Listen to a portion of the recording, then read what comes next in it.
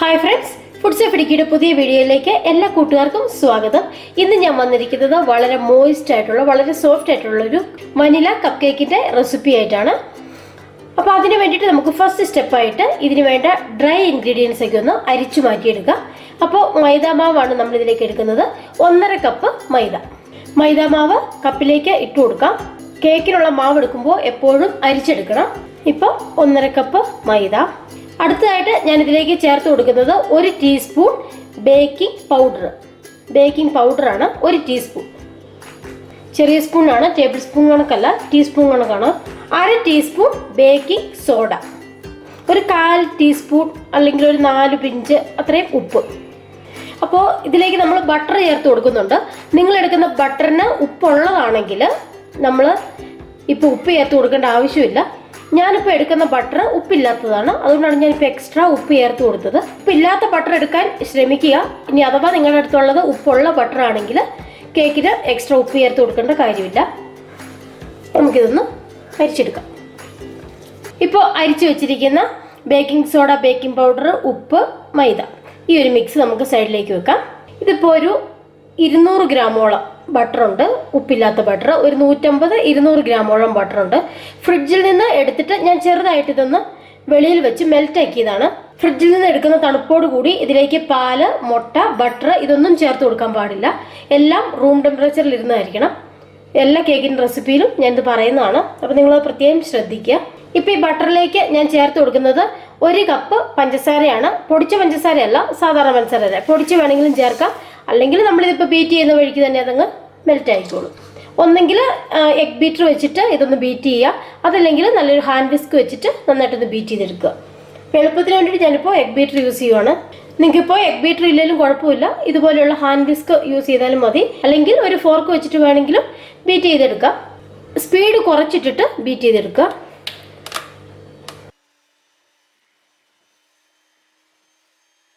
ഇതിലേക്ക് റൂം ടെമ്പറേച്ചറിൽ ഇരിക്കുന്ന 2 മുട്ട ചേർത്ത് കൊടുക്കാം. അപ്പോൾ ഫ്രിഡ്ജിലിരിക്കുന്നത് നേരിട്ടെടുക്കാതെ കുറച്ച് സമയം മുമ്പ് എടുത്ത് വെളിയിൽ വെക്കുക. ആദ്യമേ നമുക്ക് ഈ ഒരു മുട്ട മാത്രം ചേർത്ത് അടിച്ചതിന് ശേഷം അടുത്ത മുട്ട ചേർത്ത് അടിച്ചെടുക്കാം. ഇനി രണ്ടാമത്തെ മുട്ടയും കൂടെ അങ്ങ് ഒഴിച്ചു കൊടുക്കാം.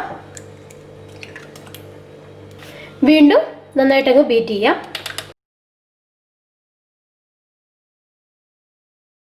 അത്രയും ഞാനൊന്ന് ബീറ്റ് ചെയ്തെടുത്ത് വെച്ചിട്ടുണ്ട്. ഇനി ഇതിലേക്ക് നമുക്ക് ചേർത്ത് കൊടുക്കേണ്ടത് 1.5 ടീസ്പൂൺ വാനില എസൻസ്. ഈ വനില എസൻസ് കൂടെ ചേർത്തതിന് ശേഷം നമുക്ക് നന്നായിട്ട് ഒന്നുകൂടെ ബീറ്റ് ചെയ്തെടുക്കാം. ഇപ്പോൾ ആ മുട്ടയുടെ മിശ്രിതം റെഡി ആയിട്ടുണ്ട്. അടുത്തതായിട്ട് നമുക്ക് ഇതിലേക്ക് നമ്മൾ അരിച്ചു വെച്ചിട്ടുണ്ടല്ലോ മൈദയുടെ കൂട്ട്, അത് കുറേശ്ശെ ചേർത്ത് ഒന്ന് ബീറ്റ് ചെയ്തെടുക്കാം. അപ്പം മൈദ ചേർത്ത് കൊടുക്കുവാണ്. 2 തവണയായിട്ട് നമുക്ക് ഈ മൈദ മുഴുവൻ ചേർത്ത് കൊടുക്കാം. ബീറ്റ് ചെയ്യാം, അല്ലെങ്കിൽ ഫോൾഡ് ചെയ്തെടുക്കാം, ഏതായാലും കുഴപ്പമില്ല. വീണ്ടും മൈദ ചേർക്കാം. വീണ്ടും ഇതുപോലെ അടിച്ചെടുക്കാം. അതുപോലെ നമുക്ക് ആ മൈദ ഫുള്ളായിട്ട് ചേർത്ത് കൊടുക്കാം. അതുപോലെ ഞാൻ ഒരു 3/4 കപ്പ് റൂം ടെമ്പറേച്ചറിൽ ഇരിക്കുന്ന പാലെടുത്തിട്ടുണ്ട്. അതായത് ഫ്രിഡ്ജിൽ നിന്ന് എടുത്ത് വെളിയിൽ വെച്ച് കുറേ സമയമായതാണ്. ഇപ്പോൾ ആ തണുപ്പൊക്കെ മാറിയിരിക്കുന്ന പാലാണ്. അത് കുറച്ച് ചേർത്ത് ഒന്ന് ബീറ്റ് ചെയ്തെടുക്കാം. 3/4 കപ്പ് പാലാണ്. എന്തായാലും ആവശ്യമായി വന്നു എന്ന് ഞാൻ പറയാം. അപ്പോൾ ഇതിനൊരു 3/4 കപ്പ് പാല് തന്നെ വേണ്ടി വരും. ഒരല്പം കൂടെ പാല് വേണം. അപ്പോൾ ഞാൻ എടുത്തു വെച്ചിരുന്ന പാല് മുഴുവനായിട്ട് ചേർത്തിട്ടുണ്ട്. ഇനി നമുക്ക് ബീറ്ററിൻ്റെ ആവശ്യമില്ല, മാറ്റാം. നമുക്കിനി ഇതുപോലെ ഒരു സ്പാച്ചുല അല്ലെങ്കിൽ എന്തെങ്കിലും ഒരു സ്പൂൺ വെച്ചിട്ട് ഈ സൈഡിൽ നിന്നുള്ളതൊക്കെ ഇതുപോലെ ഒന്ന് പതിയെ മിക്സ് ചെയ്ത് കൊടുക്കാം. ഒരു കട്ട് ആൻഡ് ഫോൾഡ് ആ ഒരു രീതിക്കാണ് ചെയ്യേണ്ടത്. ഒരു വട്ടം മിക്സ് ചെയ്യേണ്ട. ഇപ്പം ഞാൻ ഓവൻ പ്രീഹീറ്റ് ചെയ്യാൻ വെച്ചേക്കുവാണ്.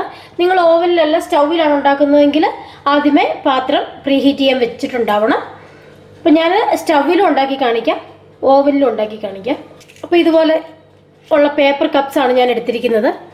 കപ്പ് കേക്ക് ബേക്ക് ചെയ്യാനുള്ള ആ ഒരു മോൾഡ് ഉണ്ടെങ്കിൽ കുറച്ചുകൂടി നന്നായിരിക്കും. നമുക്ക് ഓരോ കപ്പായിട്ട് അതിൽ ഇറക്കി വെക്കാൻ പറ്റും. ഇത് ഓവനിലൊക്കെ വെക്കാൻ പറ്റുന്ന സിലിക്കോണിൻ്റെ കപ്പ് കേക്ക് മോൾഡാണ്. ഞാനിത് ആമസോണിൽ നിന്ന് വാങ്ങിച്ചതാണ്. അപ്പോൾ ഇതിലേക്ക് നമുക്ക് ഈ പേപ്പർ കപ്പ് വെച്ച് കൊടുക്കാം. അപ്പോൾ ഇത് ആ ഒരു ഷേപ്പിൽ തന്നെ കിട്ടും. വെറുതെ ഈ പേപ്പർ കപ്പിൽ മാത്രം വെച്ചിട്ട് വെറുതെ ട്രേയിൽ വെച്ചിട്ടുണ്ടെങ്കിൽ മാവ് ഒഴുകി പുറത്തേക്ക് വരും. ഇതിൻ്റെ ഒരു പകുതി ഭാഗം വരെ മാത്രം നമുക്ക് കേക്ക് ബാറ്റർ ഒഴിച്ചു കൊടുക്കാം. ഇതിപ്പോൾ ഞാൻ വെച്ച് കൊടുക്കാൻ പോകുന്നത് ഓവനിലാണ്. ഈ ട്രേയിലേക്ക് വെക്കാം. ഒരു 180 ഡിഗ്രി സെൽഷ്യസിൽ 20-25 മിനിറ്റ് ആണ് ഇതിൻ്റെ ബേക്കിംഗ് ടൈം. ഒരു 25 മിനിറ്റിന് ശേഷം നമുക്ക് ചെക്ക് ചെയ്ത് നോക്കാം. വേവ് കുറവുണ്ട്, ഒരു സ്റ്റിക്ക് വെച്ചിട്ട് കുത്തി നോക്കിയാൽ മതി. ഇതുപോലെ സ്റ്റിക്ക് വെച്ച് കുത്തി നോക്കുമ്പോൾ മാവ് പറ്റി സ്റ്റിക്കിൽ മാവ് പിടിച്ചാൽ ഒരു 5 മിനിറ്റ് കൂടെ വെച്ച് കൊടുക്കാം. അപ്പോൾ ഇത് ആദ്യമേ ഒരു 180 ഡിഗ്രി സെൽഷ്യസിൽ 25 മിനിറ്റ് വെച്ച് കൊടുക്കാം. ഇപ്പോൾ നിങ്ങളുടെ അടുത്ത് ഓവൻ ഇല്ല എങ്കിൽ ഇതുപോലെ ഒരു പാത്രം ചൂടാക്കുക. ഞാൻ കുറേ കേക്കിൻ്റെ വീഡിയോയിൽ ഇങ്ങനെ കാണിച്ചിട്ടുണ്ട്. ഇതിലേക്ക് ഒരു ട്രേ ഇട്ട് കൊടുത്തിട്ടുണ്ട്. ഇതിപ്പോൾ നന്നായിട്ട് ചൂടായിട്ടിരിക്കുന്ന പാനാണ്. ഇതിപ്പോൾ നന്നായിട്ട് ചൂടാക്കിയതിന് ശേഷം ഞാനിപ്പോൾ തീ കുറച്ച് ലോ ടു മീഡിയം ഫ്ലെയിമിലാക്കി വെച്ചേക്കുവാണ്. ഇതിലേക്ക് വെച്ച് കൊടുക്കാൻ വേണ്ടിയിട്ട് ഞാനൊരു 2 കപ്പിലൊഴിച്ച് മാവ് വെച്ചിട്ടുണ്ട്. അപ്പോൾ ഇത് അടച്ചു കൊടുക്കാം. ഇത് നമുക്കൊരു 25 മിനിറ്റ് കൊണ്ടൊക്കെ തയ്യാറായി കിട്ടും. അപ്പോൾ ഒരു ലോ ടു മീഡിയം ഫ്ലെയിമിൽ വെച്ചിട്ട് ഇതൊന്ന് തയ്യാറായി വരട്ടെ. അതിനുശേഷം നമുക്ക് കാണാം. ഇപ്പോൾ നമ്മൾ വെച്ച് കൊടുത്ത കപ്പ് കേക്ക് റെഡി ആയിട്ടുണ്ട്. ഇത് ഞാൻ ഓവനിൽ വെച്ച് കൊടുത്ത കപ്പ് കേക്കാണ്. ഇത് സ്റ്റൗവിൽ വെച്ച് കൊടുത്ത കപ്പ് കേക്ക്.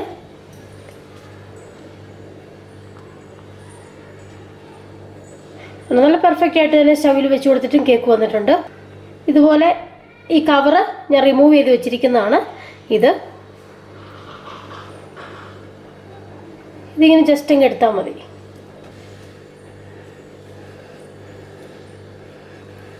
നമ്മൾ ഷോപ്പിൽ നിന്ന് വാങ്ങിക്കുന്ന പോലെ തന്നെ നല്ല പെർഫെക്റ്റ് ആയിട്ടുള്ള കപ്പ് കേക്ക് നമുക്ക് വീട്ടിൽ തയ്യാറാക്കാൻ പറ്റും.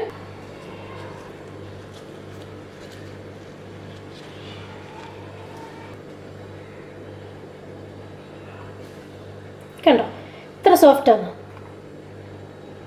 ഉൾഭാഗം